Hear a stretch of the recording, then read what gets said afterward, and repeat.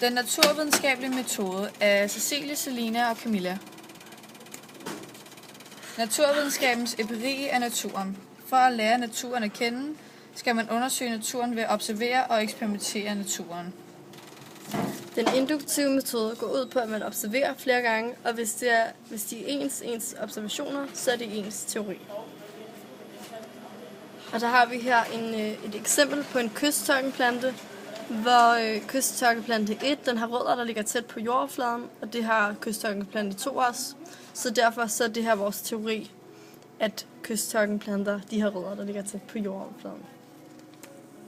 Og det samme her, der har vi også et eksempel med hvide får, 30 hvide får, der observeres, og derfor der er alle hvide får, der er alle får hvide, men man skal tage alle får i verden for at kunne sige, at alle får er hvide.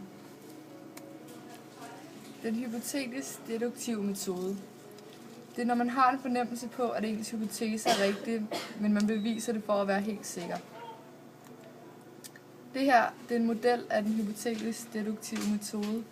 Man starter med at have et spørgsmål eller et problem, så samler man nogle informationer, så skriver man en hypotese, laver nogle eksperimenter og nogle observationer, så til sidst laver man en konklusion.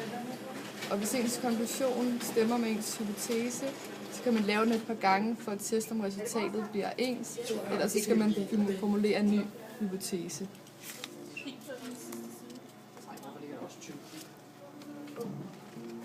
Man ved, at syre er under 7, og en base er over 7. Derfor kan vi bevise, at syre er sur. Her har vi brugt den deduktive metode, fordi vi havde en fornemmelse på, at der var, hvad der var i vores madvarer, og kunne bevise ved forsøge at kunne konkludere derefter. En hypotese er ikke sand eller falsk, den skal bare kunne bevises eller modbevises. Det er vigtigt at planlægge sine forsøg, så man har den bedste resultat muligt. Det kan gå hurtigt blive rodet, og måske ødelægge forsøget, hvis man f.eks.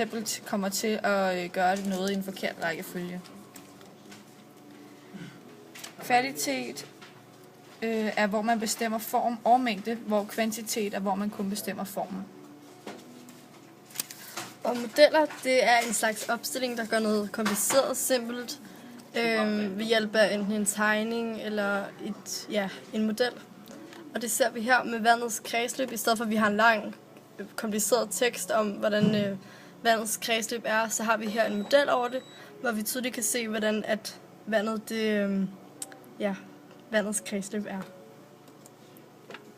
Det er en model af penicillin, og det er vigtigt, at vi ved, at penicillin ikke ser sådan ud i virkeligheden, men bare en opstilling af, hvordan det er opbygget på en simpel måde. Det her er en model af insulin, og det er samme princip som med penicillinen. Det er bare en opbygget model af, hvordan den er lavet. Ja, det var vores screencast. Tak fordi I ville kigge med. Ha' det godt.